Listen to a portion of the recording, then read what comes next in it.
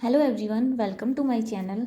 तो आज हम बात करेंगे कि आरआरबी पीओ इंटरव्यू जो भी देने जा रहे हैं, जिनका भी इंटरव्यू है, उनके लिए मैंने कुछ मेजर 10 क्वेश्चन जो पर्सनली भी पूछ सकते हैं और प्रोफेशनली भी, यानी कि आपको ये 10 क्वेश्चन याद करने ही करने हैं।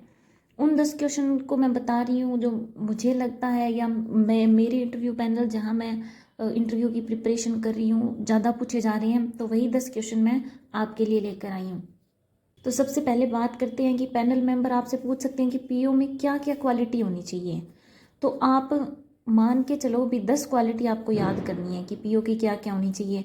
प्लस आपको ये बोलना है भी, अगर कई बार वो अपन से पहले क्वेश्चन पूछ लेते हैं कि आपकी स्ट्रेंथ बताओ, अपनों ने अपनी स्ट्रेंथ बता दी या अपनी क्वालिटी बता दी, देन वो पूछती हैं पीओ की क्वालिटी क्या होनी चाहिए। जो भी आपकी स्ट्रेंथ या जो भी आपकी क्वालिटी है, वो जो आप पीओ की क्वालिटी बताओ उनमें आनी चाहिए। क्योंकि अगर ऐसा नहीं होगा तो वो क्रॉस क्वेश्चन ऐसे करेंगे कि आपने तो अपनी क्वालिटी ये बताई थी और पीओ के लिए आप अपनी क्वालिटी ये बता रहे हो भी, हाँ ये होनी चाहिए, तो मतलब आप अपने आप को तो इस पोस्ट पे सपोज ही नहीं कर सकते। तो ऐसे करके क्रॉस क्वेश्चन बनते हैं। तो जो भी आपकी क्वालिटी है और जो आप पीओ की क्वालिटी बताओ, दोनों मैच होनी चाहिए। उसके बाद सेकंड क्वेश्चन ये हो सकता है कि पीओ जॉब प्रोफाइल क्या होता है, मतलब पीओ का मतलब बैंक के अंदर क्या वर्क होता है। जितने भी इसके भी अगर मान के चलो सबके अपने 10-10 पॉइंट याद करके चलेंगे तो अपने को कम से कम 5 पॉइंट याद रहेंगे। और मज़े की बात यह है कि वहाँ तो वो लगभग 3 से 4 ही पूछेंगे, बट मैं मिनिमम अपने 10 करके चलेंगे तभी अपने कॉन्फिडेंस बिल्डअप हो पाएगा।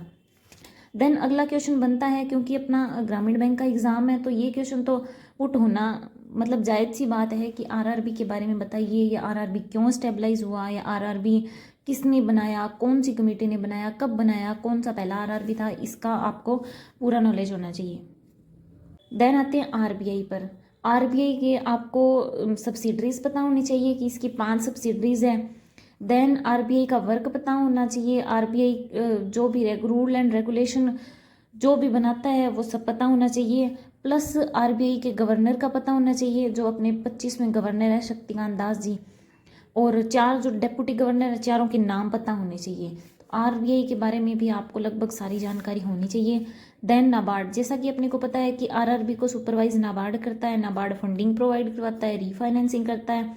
ये सारे पॉइंट, नाबार्ड की फुल फॉर्म, नाबार्ड कब स्टेबलाइज हुआ, हेडक्वार्टर कहाँ है, ये सब आपको पता होना चाहिए। नाबार्ड के चेयरमैन कौन है।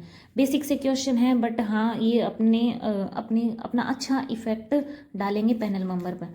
देन ये एक पॉपुलर क्वेश्चन है एनपीए का, नॉन परफॉर्मिंग एसेट्स, इसके बारे में तो जरूर पढ़ के जाना ही जाना है।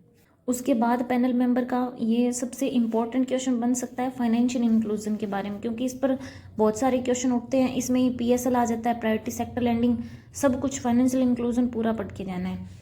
देन आरटीजीएस और एनईएफटी, इनकी फुल फॉर्म हो गई, इनका डिफरेंस हो गया, दोनों का अच्छे से पढ़ के जाना है। ये बहुत ईजी क्वेश्चन है, बट आने चाहिए आपको। देन ये क्वेश्चन भी, वाई बैंक, कि आपने बैंक को ही क्यों सेलेक्ट किया, मतलब आप बैंकिंग सेक्टर में क्यों जॉब करना चाहते हैं। तो इसका क्वेश्चन अच्छे से तैयार कर लेना, क्योंकि मेरे हिसाब से ये क्वेश्चन तो पुट सबसे होगा ही, क्यों भी आप बैंक में क्यों आना चाहते हैं। अगर अपने बोलेंगे भी हाँ हमें स्टेबिलिटी चाहिए, फाइनेंशियल मतलब हम स्टेबल हो जाएंगे, तो ये कोई लॉजिक नहीं होता। ये तो आप कोई और जॉब करके भी हो सकते हो, स्टेबल ही होना है भी, कोई दिक्कत ही नहीं है, कोई और जॉब कर लो, आपने बैंक की क्यों चुना। तो इसका ऐसा आंसर होना चाहिए अपने पास कि वो क्रॉस क्वेश्चन ना कर पाए। देन सबसे वो कहते हैं ना बिग क्वेश्चन, जैसे मान लो कोई पीसीएम करके बैठा है, कोई कॉमर्स का स्टूडेंट है, कोई आर्ट्स का है, तो उनसे ज़रूर पूछेंगे कि आपका सब्जेक्ट जो है वो बैंकिंग सेक्टर में कैसे हेल्प करेगा। तो इसके लिए आपको पूरी तैयारी करनी है, ऐसा लॉजिक देना है कि ना वो क्रॉस क्वेश्चन कर सकें और वो सेटिस्फाई भी होनी चाहिए। ऐसा नहीं है अभी कुछ भी इधर उधर से वीडियो वाडियो देख के बस अपना काम चल गया, ऐसा बिल्कुल भी नहीं करना है। So thank you for watching my video. अगर किसी की और क्वायरी हो देन मेरे को कमेंट सेक्शन में बता सकता है, मैं उसका ज़रूर आंसर प्रोवाइड करवा दूँगी। Thank you.